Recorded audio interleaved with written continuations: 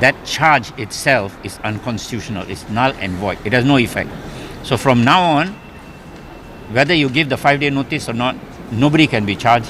Peaceful assembly can proceed without any fear of anyone, organizer or anyone involved in the organization being hauled up by the police. The police have no right to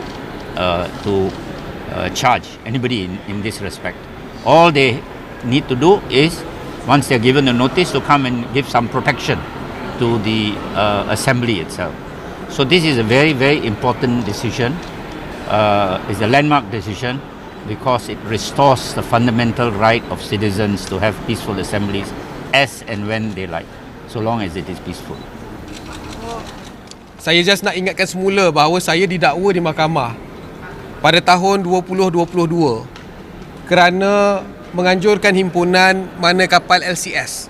Kalau ingat ketika itu ada skandal kapal LCS yang mana bilion ringgit telah pun dibelanjakan tetapi kapalnya tidak ada. Malah sehingga hari ini tidak ada kapal.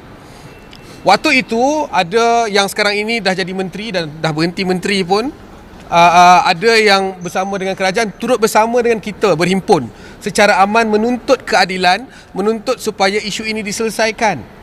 Saya just nak ingatkan pada kawan-kawan sekali lagi bahawa sehingga ke hari ini, walaupun dahulu pelbagai kenyataan dilakukan, ratusan juta kononnya telah pun dicuri dan sebagainya, sehingga hari ini the only person yang masih lagi di mahkamah adalah saya yang bersuara berkaitan tentang isu LCS.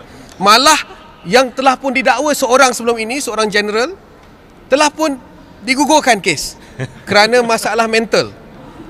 Jadi kita nak ingatkan, dan saya percaya yang paling akan takut sekali dengan keputusan mahkamah hari ini adalah Anwar Ibrahim dan rakan-rakan. Kita akan menggunakan hak kita dan kemenangan ini kemenangan kita semua. Kerana kita gunakan hak kita secara aman untuk berhimpun secara aman dan telah pun terbukti dilakukan secara aman.